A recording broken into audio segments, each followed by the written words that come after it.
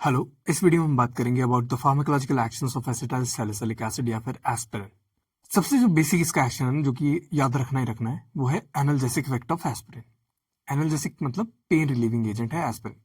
जो एस्पिरिन है वो बेसिकली इन्फ्लामेटरी पेन के अगेंस्ट काम करता है, और ये जो इन्फ्लामेटरी पेन है वो ज्यादातर केसेस में डेंटल पेन के अंदर देखी जाती है या फिर रूमेटिक पेन के अंदर देखी जाती है। अब मैकेनिज्म समझेंगे। देखो, एस्पिरिन कॉक्स एंजाइम को इनहिबिट कर दे रहा है। अब कॉक्स एंजाइम का काम क्या था? ये प्रोस्टाग्लैंडिन्स की सिंथेसिस करवाता है जो कि इंटर्न इन्फ्लामेशन को रेगुलेट करता है। अब अगर प्रोस्टाग्लैंडिन्स की सिंथेसिस को एस्पिरिन रोक दे रहा है बाय ब्लॉकिंग कॉक्स एंजाइम, तो ये इन्फ्लामेशन इंड्यूस्ड पेन को रिलीव कर देगा। एस्पिरिन इरिवर्सिबल एसिटाइलेशन करवा देता है कॉक्स एंजाइम की, जिसकी वजह से जो कॉक्स एंजाइम है फॉर द टाइम बिंग वो ब्लॉक हो जाती है, और जब तक वो ब्लॉक्ड रहेगी इन द सिस्टम तब तक हमारे पास एनाल्जेसिक इफेक्ट एस्पिरिन का देखा जा सकता है। दूसरी बात आती है anti inflammatory action of aspirin. Similar सा कुछ मैकेनिज्म रहेगा यहाँ पे भी।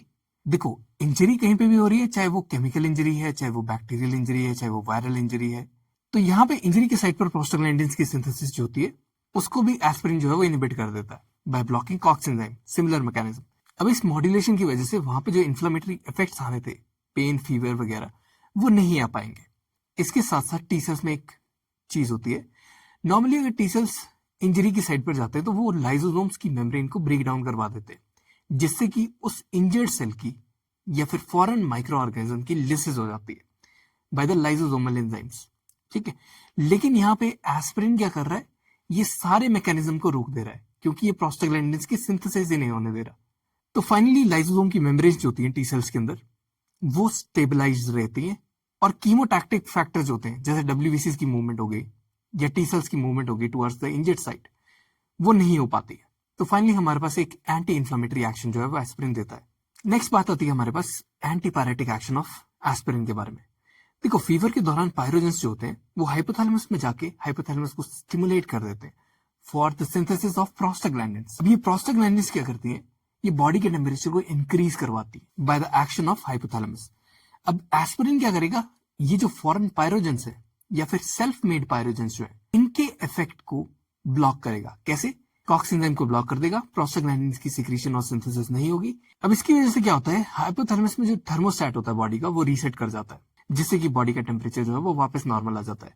इसके साथ साथ एस्पिरिन जो है वो क्यूटेनियस वेजोडाइलेशन करवाता है। जो आपकी स्किन है उसके ऊपर जो ब्लड वेसल्स प्रेजेंट होती है उसकी वेजोडाइलेशन करवा देता है। वेजोडाइलेशन की वजह से यहाँ पर ज्यादा से ज्यादा हीट जो है वो स्किन के थ्रू लॉस होती है। ठीक है, तो इससे क्या होता है कि बॉडी का टेम्परेचर जो है वो धीरे धीरे इवेपोरेटिव इफेक्ट से कम आता जाता है।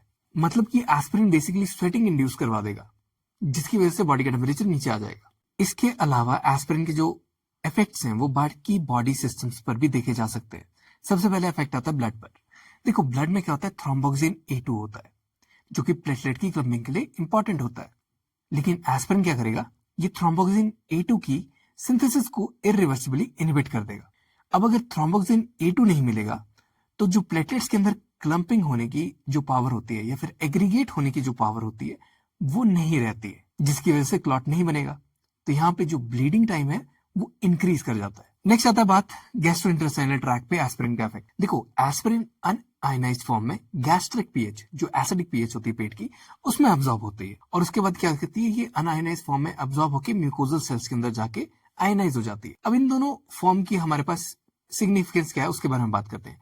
जो अनआयनाइज्ड फॉर्म होती है ये केमिकल स्टेट होता है जिसमें जो ड्रग है वो इनएक्टिव होता है, लेकिन वो डिफ्यूज ज्यादा इजीली कर पाता है। आयनाइज्ड फॉर्म जो होती है ड्रग की, वो एक्टिव स्टेट ऑफ ड्रग को शो करती है, और इसमें जो ड्रग है वो इजीली डिफ्यूज नहीं कर पाता है। तो इससे क्या होगा कि गैस्ट्रिक म्यूकोजल सेल्स जो है उनके अंदर आयनाइज्ड स्टेट में एस्पिरिन जो है वो प्रेजेंट हो जाती है। एस्पिरिन एक नॉन सेलेक्टिव कॉक्स इनहिबिटर है, यानी कॉक्स 1 और कॉक्स 2 दोनों एंजाइम को इनहिबिट करेगा। तो इससे क्या होता है कि जो प्रोस्टाग्लैंडिन E होता है और प्रोस्टाग्लैंडिन L होता है उसकी सिंथेसिस जो होती है बॉडी में कम होती है, E और L की। अब इसकी वजह से क्या होगा कि म्यूकोजल बैरियर जो है वो रिड्यूस कर जाता है, क्योंकि म्यूकोजल सेल्स के अंदर पहले एस्पिरिन पड़ा हुआ है और वो वहां पे प्रोस्टाग्लैंडिन्स की सिक्रेशन नहीं होने दे रहा है। सेल्स जब खाना वगैरह आएगा तो म्यूकोजल सेल्स को समझ ही नहीं आएगा कि मेरे को सिक्रेट करना है या नहीं करना है, जिससे कि जो स्टमक की एसिड प्रोटेक्टिव प्रॉपर्टी है वो कम कर जाएगी।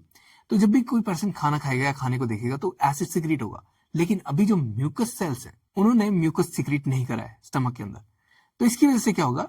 जो एसिड है वो उस म्यूकोजा को ही डैमेज करना स्टार्ट कर देंगे पेट के अंदर, जिसकी वजह से फाइनली पेट के अंदर अल्सर्स बनना स्टार्ट कर जाते हैं। नेक्स्ट हम बात करेंगे रेस्पिरेशन के ऊपर एस्पिरिन का इफेक्ट। देखो, दो तरह की डोजेस होती हैं रेस्पिरेशन के ऊपर जो इफेक्ट करती हैं। सबसे पहले होती है anti inflammatory dose. Anti inflammatory dose में एस्पिरिन स्केलेटल मसल्स का ऑक्सीजन कंजम्पशन बढ़ा देता है, ठीक है, स्केलेटल मसल से ज्यादा काम करवाना स्टार्ट कर देता है एस्पिरिन, जिससे कि ज्यादा कार्बन डाइऑक्साइड प्रोडक्शन बॉडी के अंदर स्टार्ट हो जाती है। तो उससे मेटाबॉलिक एसिडोसिस की तरफ पेशेंट जो है वो जाना स्टार्ट कर देगा। अब इस एक्सेस कार्बन डाइऑक्साइड को रिमूव आउट करने के लिए बॉडी हाइपर वेंटिलेट करना स्टार्ट कर देती है, जिससे कि कार्बन डाइऑक्साइड वॉश आउट होती है और ज्यादा से ज्यादा ऑक्सीजन बॉडी अंदर लेने की कोशिश करती है, जिससे फाइनली हमारे पास रेस्पिरेटरी अल्कलोसिस हो जाता है in the anti inflammatory doses of the aspirin, ठीक है। यानी कि ब्लड की पीएच जो है वो अल्कलाइन की तरफ मूव करना स्टार्ट कर देती है हाइपर वेंटिलेशन की वजह से। अगर इससे ज्यादा डोजेस हम एस्पिरिन की कंज्यूम कर रहे हैं, यानी कि बहुत ज्यादा हायर डोजेस एस्पिरिन की कंज्यूम कर रहे हैं, तो उसमें एस्पिरिन मेटाबॉलिक एसिडोसिस करवा देगा, क्योंकि कार्बन डाइऑक्साइड की प्रोडक्शन बॉडी के अंदर बहुत ज्यादा इंक्रीज कर जाएगी स्केलेटल मसल्स के अंदर, और फाइनली इस मेटाबॉलिक एसिडोसिस की वजह से इंटर्न रेस्पिरेशन और ज्यादा इंक्रीज कर जाएगी। अगर रेस्पिरेशन इंक्रीज कर रही है, बॉडी की डिमांड ऑक्सीजन की इंक्रीज कर रही है, तो हमारे पास हार्ट जो है उसको भी ज्यादा ब्लड पंप करना पड़ेगा ताकि बॉडी की डिमांड को पंप कर सके, मीट कर सके, ठीक है। तो हमारे पास कार्डियोवास्कुलर सिस्टम भी, हार्ट रेट भी मतलब इंक्रीज कर जाएगा। इसके साथ साथ अब किडनीज पे क्या इफेक्ट डालती है एस्पिरिन। एस्पिरिन अगर हम छोटी डोजेज में, कम डोजेज में देते हैं, तो वो डीसीटी के ऊपर जाके, जो डिस्टल कॉन्वोल्यूटेड ट्यूब्यूल होता है हमारा नेफ्रॉन्स के ऊपर, उसके ऊपर जाके जो प्लाज्मा यूरेट लेवल्स है उनको चेंज कर देता है। एस्पिरिन क्या करता है, यूरिएट जो बनता है बॉडी के अंदर उसको बाहर डिफ्यूज आउट नहीं होने देता, उसका थ्रेशोल्ड जो है डीसीटी के अंदर उसे इंक्रीज कर देता है, या फिर यूरिक एसिड जो है वो बॉडी के अंदर इंक्रीज करता जाता है। ऐसे पेशेंट्स जो कि गाउट से परेशान है, जिनके जोड़ों में पहले यूरिक एसिड की वजह से जो क्रिस्टल्स है, फाइन नीडल शेप्ड क्रिस्टल्स बन चुके हैं, जिसकी वजह से बॉडी में पेन रह रही है, जोड़ों में पेन रहती है, उन पेशेंट को अगर हम एस्पिरिन देते हैं तो वहां पे उनकी कंडीशन वर्स हो जाती है। यानी कि पेशेंट जो कि यूरिकोस यूरिक ड्रग्स ले रहे हैं, यानी कि यूरिक एसिड के लेवल को जो कम करने वाला ड्रग है, उसका एक्शन एस्पिरिन ब्लॉक कर देगा। तो इसीलिए हम गाउट के पेशेंट्स में इसे नहीं देंगे।